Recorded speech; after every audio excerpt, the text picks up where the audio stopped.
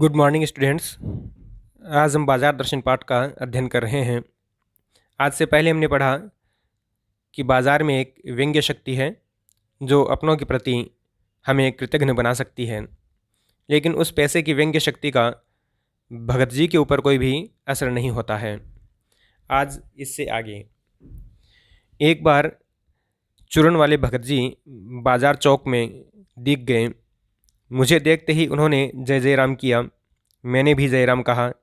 उनकी उनकी आंखें बंद नहीं थीं और न उस समय वह बाजार को किसी भांति कोस रहे मालूम होते थे। राह में बहुत बालक मिले जो भगत जी द्वारा पहचाने जाने के इच्छुक थे।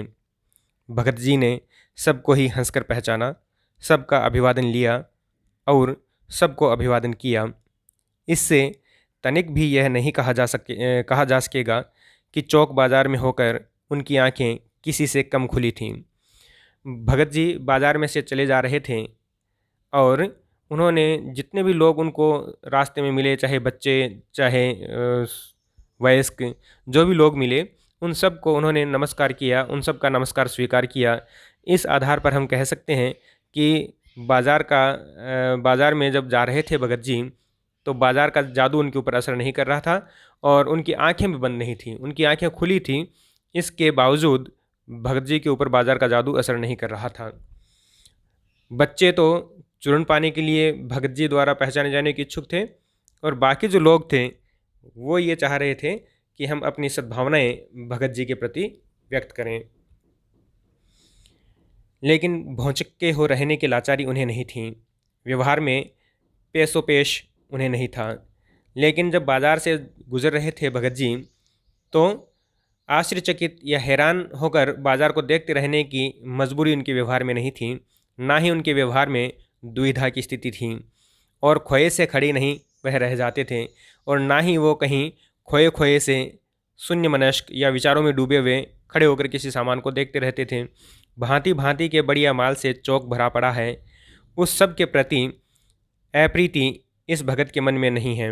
बाजार में ढेरों सामान पड़ा है, भिन्न भिन्न भांति भांति का सामान, बाजार में भिन्न भिन्न प्रकार का सामान भरा पड़ा है, लेकिन भगत जी के मन में इस सामान के प्रति कोई भी दुराग्रह नहीं है, कोई भी अप्रीति नहीं है।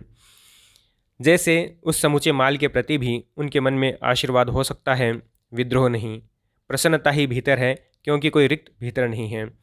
ये जो बाजार में सामान भरा पड़ा है, उस सामान के प्रति भगत जी के मन में आशीर्वाद की भावना है। ऐसा लगता है मानो भगत जी ये कहते हों कि हे सामान, तुम आवश्यक ज़रूरतमंद के लिए तुम काम आओ। तुम्हारे लिए मैं आशीर्वाद करता हूँ कि जिसकी ज़रूरत हो तुम उसके काम आओ। और उनके मन के अंदर किसी प्रकार का कोई विद्रोह नहीं है सामान के प्रति, कोई दुराग्रह नहीं है भीतर। क्यों? क्योंकि भीतर में कोई रिक्त नहीं है, भीतर कोई खाली स्थान नहीं है।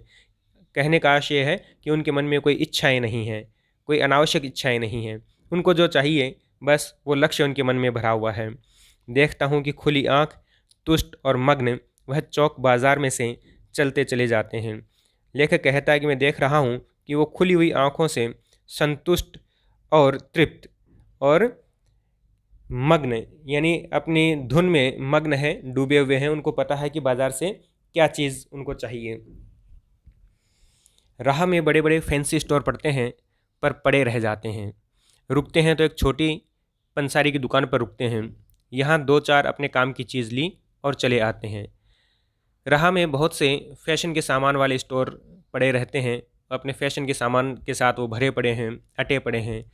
लेकिन भगत जी एक पंसारी की दुकान पर रुकते हैं। पंसारी का अर्थ है मिर्च मसाले या जड़ी बूटियाँ बेचने वाला। तो एक जड़ी बूटी बेचने वाले, मिर्च मसाले बेचने वाले छोटी सी दुकान पे एक छोटे से दुकानदार के यहाँ पर जाके वो रुकते हैं और अपने काम की दो चार चीज़ें ले ली और उसके बाद वहाँ से चले आते हैं।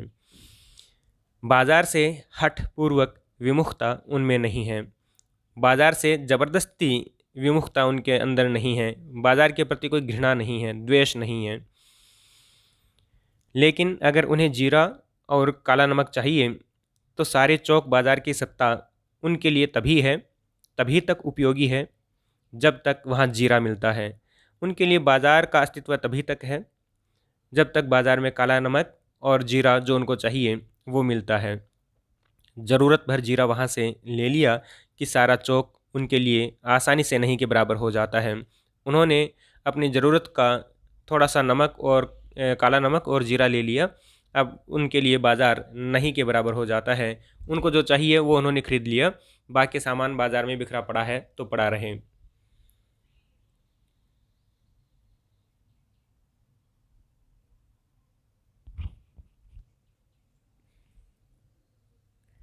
वह जानते हैं कि वह जानते हैं कि उन्हें जो चाहिए वह है ज़ीरा नमक। बस इस निश्चित प्रतीति के बल पर शेष सब चांदनी चौक का आमंत्रण उन पर व्यर्थ होकर बिखरा रहता है। उन्हें पता है कि बाज़ार से उनको क्या चाहिए।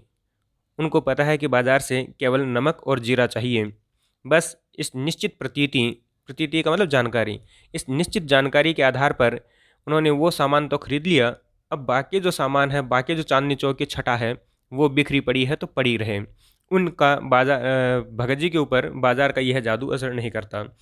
चौक की चांदनी दाएं बाएं भूखी फैली रह जाती है। चांदनी चौक की जो चांदनी है, चांदनी का अर्थ है आकर्षण, और भूखी की भूखी यानी प्रभाव डालने में अक्षम। चांदनी चौक का जो आकर्षण है वो भगत जी के ऊपर प्रभाव डालने में अक्षम है, क्योंकि भगत जी को जीरा चाहिए वह तो कोने वाली पंसारी की दुकान से मिल जाता है और वहाँ से सहज भाव में ले लिया गया है। भगत जी को बाज़ार से जीरा चाहिए और वह कोने वाली एक पंसारी की दुकान से उन्होंने ले लिया है, और वो भी सहज भाव में ले लिया गया है। इसके आगे आसपास अगर चांदनी बिछी रहती है तो बड़ी खुशी से बिछी रहे। भगत जी उस बेचारी का कल्याण ही चाहते हैं। इसके अलावा अगर चांदनी बिछी रहती है यानी बाज़ार का जो आकर्षण है वो अगर बिखरा हुआ है, बाज़ार अगर आकर्षित करने में लगा हुआ है तो लगा रहे। भगत जी उसके प्रति भी दुआएं ही करते हैं, आशीर्वाद ही करते हैं। यहाँ मुझे ज्ञात होता है कि बाज़ार को सार्थकता भी वही मनुष्य देता है जो जानता है कि वह क्या चाहता है, और जो नहीं जानते कि वे क्या चाहते हैं अपनी परचेजिंग पावर के गर्व में अपने पैसे से केवल एक विनाशक शक्ति, शैतानी शक्ति, व्यंग्य की शक्ति ही बाज़ार को देते हैं।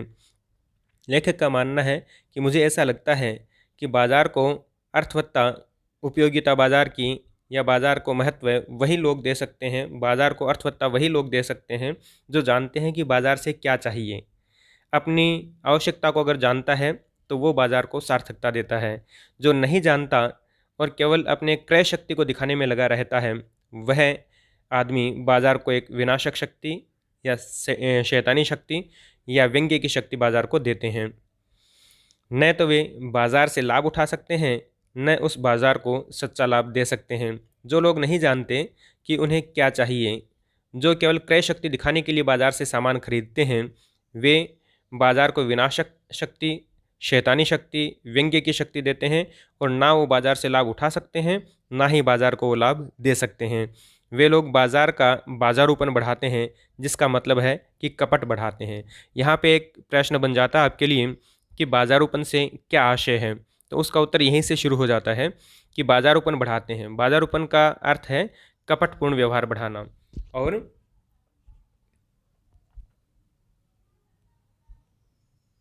कपट की बढ़ती का अर्थ परस्पर सद्भाव की घटी, और अगर कपटपूर्ण व्यवहार होगा तो फिर आपस में सद्भाव में कटौती हो जाएगी, कमी हो जाएगी। सवाल क्या बन रहा था कि बाज़ारूपन से क्या तात्पर्य है, बाज़ारूपन किसे कहते हैं, बाज़ारूपन से क्या आशय है। तो क्या आशय है कि बाज़ारूपन का आशय है कपट का बढ़ना। जहाँ पे कपट का व्यवहार बढ़ेगा वहाँ पे परस्पर सद्भाव में कमी आ जाएगी। इस सद्भाव के ह्रास पर आदमी आपस में भाई भाई और सुहृद और पड़ोसी फिर रह ही नहीं जाते। यह जब ऐसा होगा, जहाँ पे कपटपूर्ण व्यवहार होगा, सद्भाव में कमी हो जाएगी, तो फिर आदमी आपस में भाई भाई की तरह व्यवहार नहीं करेगा, मित्र दोस्त की तरह व्यवहार नहीं करेगा, फिर केवल पड़ोसी की तरह ही व्यवहार करने लग जाते हैं और आपस में कोरे ग्राहक और बेचक की तरह व्यवहार करते हैं। पड़ोसी की तरह भी व्यवहार नहीं करेंगे, दोस्त की तरह व्यवहार नहीं करेंगे, भाई की तरह व्यवहार नहीं करेंगे। कैसा व्यवहार करेंगे? केवल और केवल ग्राहक और बेचक का व्यवहार करेंगे। मानो दोनों एक दूसरे को ठगने की घात में हों। ऐसा लगता है दुकानदार ग्राहक को ठगना चाहता है और ग्राहक दुकानदार को ठगना चाहता है, दोनों एक दूसरे को ठगने की घात में रहते हैं। एक की हानि में दूसरे को अपना लाभ दिखता है, एक के नुकसान में दूसरा अपना नफ़ा या अपना फ़ायदा देखता है। और यह बाज़ार का बल्कि इतिहास का सत्य माना जाता है। ऐसे बाज़ार को बीच में लेकर लोगों में आवश्यकताओं का आदान प्रदान नहीं होता, बल्कि शोषण होने लगता है। यह बाज़ार का नहीं बल्कि इतिहास का सत्य है कि जब ऐसा आचरण होने लगता है, ऐसा व्यवहार होने लगता है कि ग्राहक दुकानदार को और दुकानदार ग्राहक को ठगने की कोशिश करें, तो ऐसे में फिर आवश्यकताओं का आदान प्रदान नहीं होता। जबकि बाज़ार का जो असली उसकी जो असली कृतार्थता है, जो उसका असली काम है, असली जो उपयोगिता है, वो यही है कि आवश्यकता के समय काम आए, लोगों की मदद करें। लेकिन जब ऐसा आचरण होने लगता है कि लोग एक दूसरे को ठगने की घात में लगे रहते हैं, तो फिर आवश्यकताओं का आदान प्रदान नहीं होता, बल्कि शोषण होने लगता है। तब कपट सफल होता है, निष्कपट शिकार होता है। ऐसे में कपटपूर्ण जो व्यवहार है वो सफल होने लगता है और जो निष्कपट हैं वो उसका शिकार होने लगते हैं। ऐसे बाज़ार मानवता के लिए विडंबना है, और जो ऐसे बाज़ार का पोषण करता है, जो उसका शास्त्र बना हुआ है, वह अर्थशास्त्र सरासर औंधा है, वह मायावी शास्त्र है, वह अर्थशास्त्र अनीति शास्त्र है। जो ऐसे बाज़ार का पोषण करते हैं, जो ऐसे बाज़ार को तरजीह देते हैं, ऐसे बाज़ार को वरीयता देते हैं, वे लोग एक दूसरे को लूटने की कोशिश करते हैं। ऐसा जो शास्त्र है, जिनके लिए ऐसा शास्त्र का अर्थ है नियम कानून के ग्रंथ, जिन्होंने ऐसे नियम बना रखे हैं एक दूसरे को ठगने के लिए, यह बाज़ार मानवता के लिए दुर्भाग्यपूर्ण है। और जिन्होंने ऐसे शास्त्र को अपना शास्त्र बना रखा है, ऐसे नियमों को अपने व्यवहार में उतार रखा है, वे नियम, वो अर्थशास्त्र सरासर औंधा है। अर्थशास्त्र यानी बाज़ार के नियम कायदों का ग्रंथ। तो यहाँ पे अर्थशास्त्र क्या सिखला रहा है बाज़ार को, कि अधिक से अधिक मुनाफा कैसे कमाया जाए, ग्राहकों को कैसे ठगा जाए।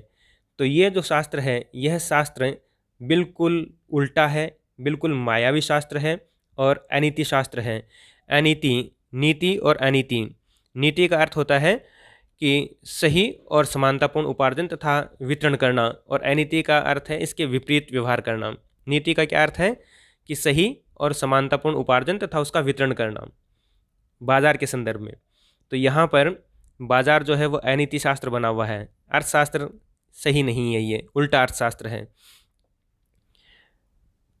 आज के लिए इतना ही, धन्यवाद।